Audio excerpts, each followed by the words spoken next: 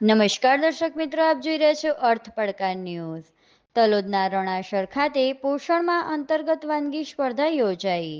સમગ્ર રાજ્ય સહિત સાબરકાંઠા જિલ્લામાં 30 સપ્ટેમ્બર સુધી 7મા રાષ્ટ્રીય પોષણ માહની ઉજવણી કરવામાં આવી છે. જે અંતર્ગત સાબરકાંઠા જિલ્લામાં તલોદ તાલુકાના રણાસર હાઈસ્કૂલ તેમજ વડાલીના હાથરવા ગામ ખાતે સેવા સેતુ કાર્યક્રમ દરમિયાન પોષણ માહની ઉજવણીના ભાગરૂપે વાનગી સ્પર્ધા યોજાઈ હતી. આ કાર્યક્રમમાં આંગણવાડીની બહેનો દ્વારા મિલેટસમાંથી બનાવેલ પૌષ્ટિક વાનગીઓનું પ્રદર્શન યોજવામાં આવ્યું હતું.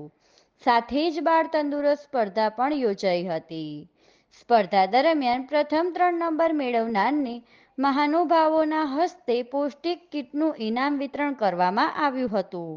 આ કાર્યક્રમ દરમિયાન જિલ્લા પંચાયત પ્રમુખ ભારતીબેન પટેલ, ધારાસભ્ય રમણલાલ વોરા, તાલુકા વિકાસ અધિકારી THO, CDPO, મુખ્ય સેવિકા તથા તેડાગર બહેનો ઉપસ્થિત રહ્યા હતા.